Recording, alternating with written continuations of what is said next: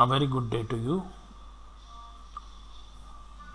मैं आपका इंस्ट्रक्टर हूँ। मेरा नाम सैयद ज़की अहमद है। मेरी तस्वीर आप देख सकते हैं बॉटम राइट साइड के ऊपर। आज हम आपको क्लोजिंग एंट्रीज़ पर लेक्चर दे रहे हैं और थोड़ी आपको क्लोजिंग एंट्रीज़ करने का तरीका सिखा रहे हैं।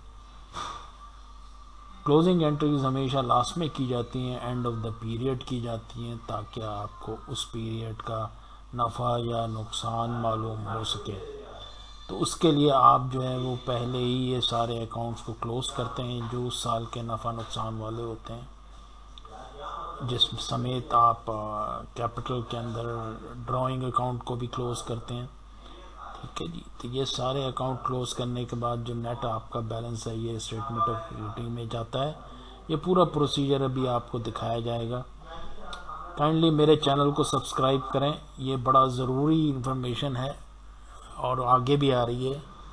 आपको पूरी की पूरी बैलेंस शीट फाइनेंशियल स्टेटमेंट्स बनाने का तरीका समझ आएगा इसमें। मेरे चैनल को सब्सक्राइब करने के बाद उसको लाइक करें। ठीक है जनाब। तो हम आगे चलते हैं इस पूरे पोजीशन में। रिकॉर्डिंग। ये जनाब ये हमारा करंट लेक्चर का नंबर है, नंबर 6, FACC नंबर 6, और इसमें हम आपको पीरियड के एंड पे क्लोजिंग एंट्री सिखा रहे हैं।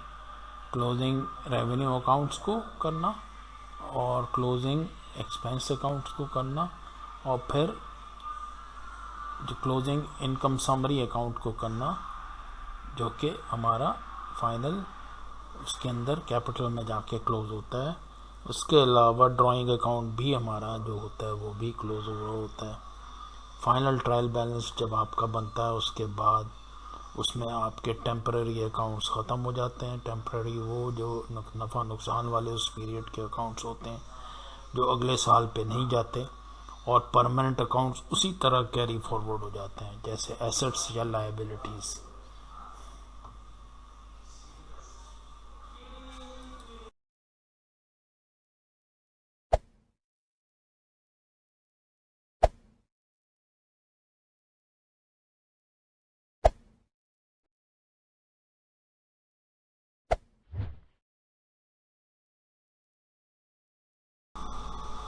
A very good day to you.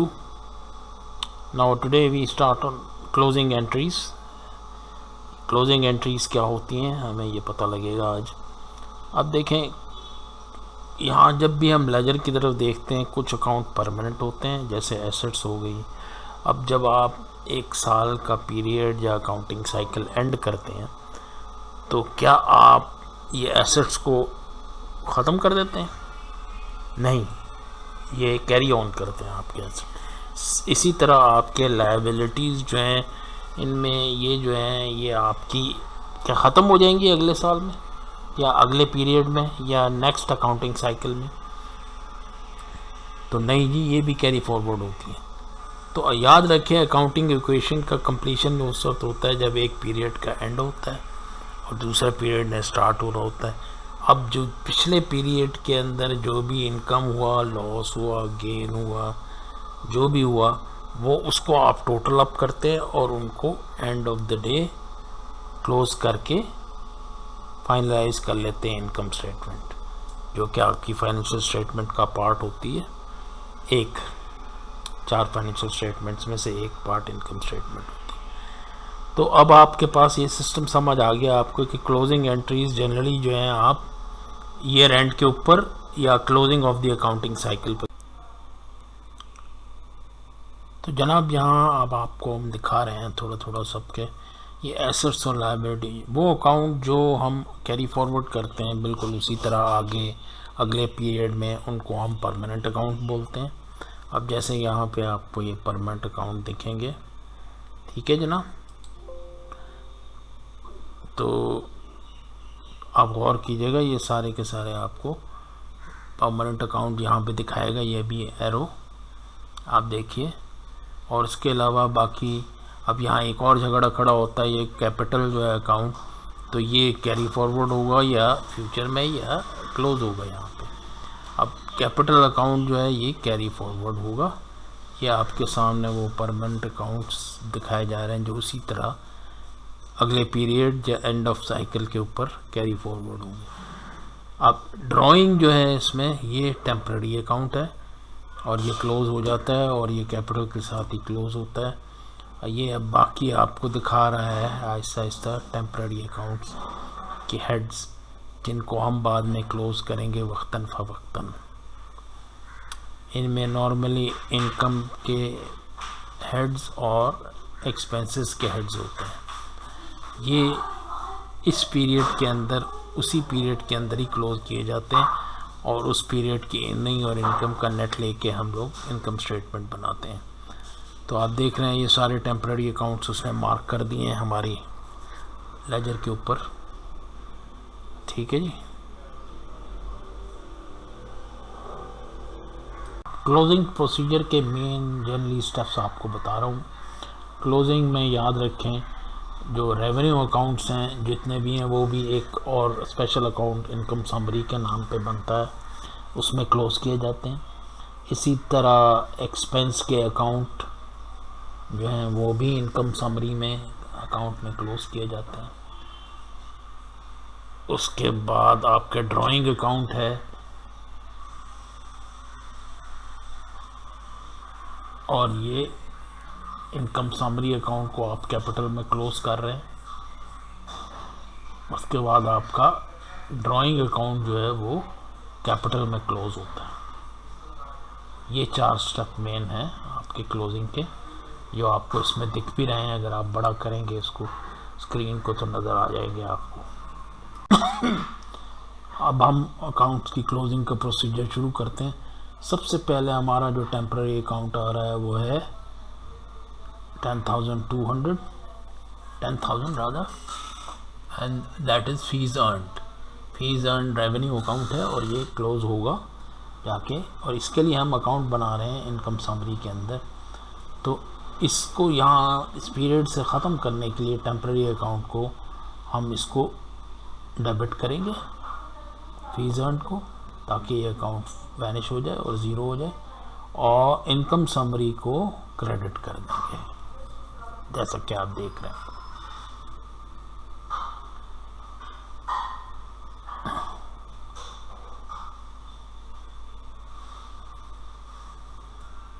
इसके बाद हमारा एक्सपेंसेस का स्टेप आता है और ये एक्सपेंसेस हम क्लोज़ करेंगे उसी इनकम समरी के अंदर। आप देखें यहाँ 4 एक्सपेंसेस नज़र आ रहे हैं। देखिए गौर से, वेजेज एक्सपेंस आ रहा है और सप्लाईज एक्सपेंस है, रेंट एक्सपेंस है, इंश्योरेंस एक्सपेंस है और यूटिलिटीज़ एक्सपेंस है। आप देखेंगे ये सारे के सारे डेबिट बैलेंसेस हैं। इनको ख़त्म करने के लिए इस पीरियड में आप इनको सबको क्रेडिट करेंगे और इनकम समरी अकाउंट को डेबिट करेंगे क्लोजिंग के प्रोसीजर। अब ये कर रहा है उसी तरह।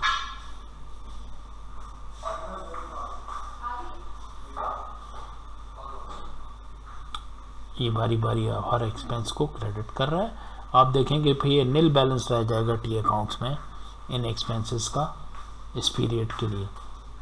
तो एक्सपेंस और समरी को उसने डेबिट किया उस अमाउंट से, यानी ये टोटल अमाउंट जब करेंगे जोड़ के ये 5400 आ जाएगा।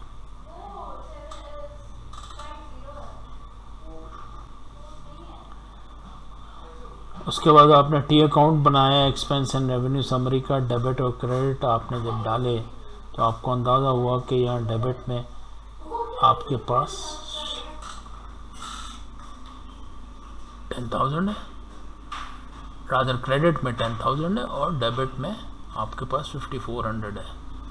तो टी अकाउंट जो है वो क्रेडिट साइड में ज़्यादा है with the amount of net. अगर निकालते हैं दोनों का तो 4600 क्रेडिट साइड ज़्यादा है। तो नेट बैलेंस निकाल के रख लें आप यहाँ 4600 एक्सपेंस एंड रेवेन्यू समरी का, ताकि आपको अंदाज़ा हो जाए ये 4600 आ गया यहाँ पे। अब 4600 इधर आ गया तो अब क्रेडिट बैलेंस ज़्यादा है 4600 थे। आप इसको जब क्लोज करेंगे ये कैपिटल बैलेंस में जाके क्लोज होगा।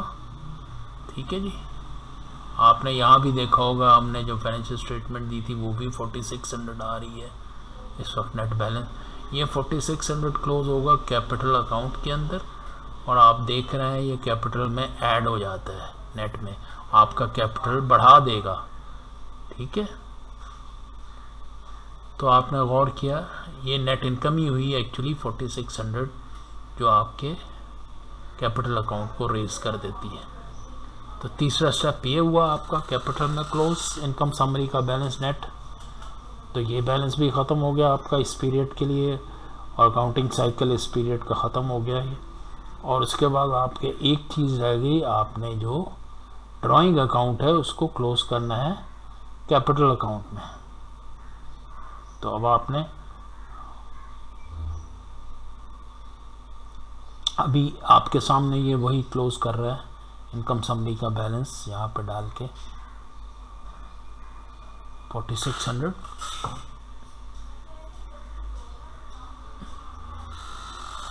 और डेबिट करके 4600 को, और आपके सामने कैपिटल अकाउंट को डेबिट कर देगा।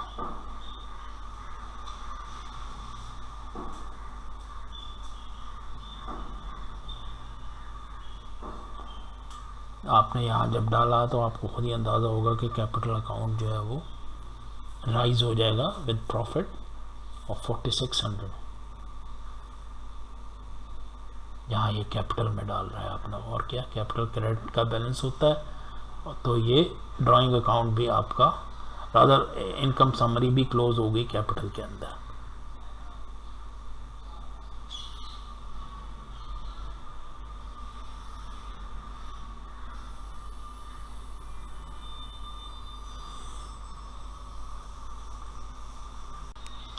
अब देखें, क्लोजिंग एंट्रीज बेसिकली हमारे दो काम करती हैं। एक तो टेम्पररी अकाउंट को क्लोज कर देती हैं एक्सपेंस और रेवेन्यू के, और दूसरी चीज़ हमारे कैपिटल को नए वाले एनहांस कर देती हैं, जो कि रिजल्टेंट आपका कैपिटल में क्लोज होता है, या गेन या लॉस इनकम समरी का। ठीक है जी, तो ये दो काम हमारे इसके साथ होते हैं। इधर आपको यहाँ मैं कुछ और बताना चाह रहा था, जैसे ये ड्राइंग अकाउंट है, ये ड्राइंग अकाउंट यहाँ ज़ीरो है था क्योंकि यहाँ नहीं था ड्यूरिंग द मंथ। तो हम यहाँ पे लेकिन आपको एग्जांपल दिखाएंगे to show you how to close drawing. इधर एक चीज़ का बड़ा ज़रूरी है जिक्र करना, जो कि ड्राइंग अकाउंट है। यहाँ पे ज़ीरो है अकाउंट क्योंकि ड्राइंग नहीं हुई पूरे साल में। तो अगर ड्राइंग हुई होती तो उस हालत में हमारे पास वो डेबिट बैलेंस होता, और उसको भी हम कैपिटल अकाउंट में क्लोज करते। तो देखें, हम अभी फ़िलहाल तो बैलेंस नहीं है, तो हम इसको कैसे क्लोज करेंगे ड्राइंग अकाउंट को, ये हम देखते हैं। आप यहाँ बैलेंस देख रहे हैं, पहले ही ज़ीरो अकाउंट है, यानी पूरे साल में या पूरे पीरियड में कोई ड्राइंग हुई ही नहीं। लेकिन एंट्री करना ज़रूरी, सीखना ज़रूरी है, इसलिए ये हम आपको क्रिस्टोफर नोल्स ड्राइंग जो है उसको करेंगे, क्योंकि डेबिट होता है बैलेंस, इसको क्रेडिट करेंगे तो ख़त्म करने के लिए, और उसके बाद कैपिटल क्रिस्टोफर नोल्स का उसको डेबिट कर देंगे। यहाँ आप देख रहे हैं यहाँ एक्स ये डाल रहे हैं, इसलिए डाल रहे हैं क्योंकि बैलेंस पहले था नहीं, लेकिन अगर होता तो ये क्लोजिंग के लिए ये पोजीशन होती। ठीक है जनाब। क्लोजिंग एंट्रीज के बाद अब आपका सबसे ज़रूरी चीज़ है कि post closing trial balance ledger का किस पोजीशन में आता है। पोस्ट क्लोजिंग का मकसद ये है कि क्लोजिंग्स होने के बाद किस पोजीशन में आता है। तो अब हम सारे के सारे लेजर के अंदर अकाउंट्स को चेक करते हैं बारी बारी के किस किस जगह चेंज आई है और किस किस जगह चेंज नहीं आई। ठीक है जी। तो अब ये आपको बेसिकली सारी पोजीशन दिखा रहा है। ये देखिए, क्या आपके एसेट्स में या कैश में चेंज आई, नहीं आई, वही पिछले अकाउंट्स लेके जैसे आप थे ये क्या है। तो इन सारे परमानेंट अकाउंट्स में अकाउंट रिसीवेबल वही सेम है, अकाउंट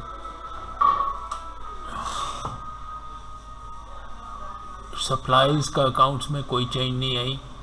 इसी तरह प्रीपेड इंश्योरेंस में कोई चेंज नहीं आई दिसंबर से ऊपर बढ़ाते हुए। वेजेस पेबल वगैरह जो है अब ये शुरू हो जाते हैं हमारे अकाउंट पेबल में भी कोई चेंज नहीं है, ऑल्दो यहाँ पे बैलेंस ज़ीरो दिखा रहा है। तो ये परमानेंट अकाउंट्स हैं, इनमें कोई चेंज नहीं आई, आप देख रहे हैं। लेकिन चेंज कहाँ आई है, क्रिस्टोफर नोल्स के कैपिटल का बैलेंस पहले 50,000 था, अब ये 54,600 हो गया है। इसी तरह ये बाकी टेम्प्रेरी अकाउंट्स देख रहे हैं आप, फीस अर्न ख़त्म हो गई यहाँ पे, पिछले साल के अंदर ही एंड हो गई। वेजेस एक्सपेंस उसी तरह क्लोज हो गई पिछले साल में। सप्लाईज एक्सपेंस क्लोज हो गई पिछले साल में। इसी तरह इंश्योरेंस एक्सपेंस भी क्लोज हो गई, यूटिलिटीज़ एक्सपेंस भी क्लोज हो गया। तो हमारे पास ये बैलेंस फॉरवर्ड नहीं हो रहा है, क्योंकि अब अगले साल में हमारे पास उस नए साल के मुताबिक एक्सपेंस और रेवेन्यू अकाउंट बनेंगे, और जो कि स्टार्ट होंगे उस पीरियड के स्टार्ट से। ठीक है जनाब, आई होप यू अंडरस्टैंड। तो इसके बाद हम आप देखते हैं, यहाँ पे आपने सारा कुछ देखा, क्लोजिंग का प्रोसीजर देखा, एक्सपेंसेस को क्लोज करना, इनकम को क्लोज करना, उसके बाद इनकम समरी को कैपिटल में क्लोज करना, और फिर उसके बाद ड्राइंग अकाउंट को क्लोज करना। ये सब होने के बाद आपने पोस्ट क्लोजिंग ट्रायल पर भी निगाह डाली, आपको समझ आया कि पोस्ट क्लोजिंग ट्रायल में क्या क्या चेंजेस आती हैं। तो ये अगले पीरियड जब इसका अगला महीना स्टार्ट होगा तो ज़ाहिर बात है उसमें हम लोग इस नए साल की एक्सपेंस और रेवेन्यू आइटम लेकर जाएंगे। तो जनाब अभी जो अगला लेक्चर आने वाला है उसके बारे में आपको बता दूं, वो फाइनेंशियल अकाउंटिंग 07 है, उधर आपसे मुलाकात भी होगी, और उसमें हम फाइनलाइजिंग करना, इनकम स्टेटमेंट बनाना, statement of equity, balance sheet बनाना, कैश फ्लो स्टेटमेंट बनाना, ये सब उसके अंदर आपको बताए जाएंगे। तो please be with me and continue with me with my lectures, so that you both of us remain together as far as the education and part is there. So students, मैं अपना चैनल अभी ये lecture and करता हूँ इसके साथ ही, और आपको मेरा चैनल बता रहा हूँ, ये माइंड बेंडर्स 172, इधर आपको ना सिर्फ नॉलेज के बारे में मिलेगा बल्कि सफ़रनामे भी बड़े मिल जाएंगे देखने के लिए। तो इसको ज़रूर सब्सक्राइब करें, और इन वीडियोस को यूजुअली फुल आखिर तक देखा करें ताकि वॉच टाइम आपका आए और आपका इम्पोर्टेंट लेक्चर्स आपको पता लगें आगे क्या आ रहे हैं, क्योंकि वो एंड पे मैं अमूमन बता रहा होता हूँ लेक्चर्स के बारे में। तो ये अगर कोई क्वेरी या कोई मुश्किल है, आपको बात करना चाहते हैं, तो मेरे ईमेल ये मौजूद है, इस पर करें। और उसके अलावा व्हाट्सएप नंबर मेरा ये है, इस पर आप मुझे कांटेक्ट कर सकते हैं, लेकिन कॉल्स को कोशिश करें ना करें, क्योंकि मेरे पास भी टाइम नहीं होता ज़्यादातर। Best of luck boss.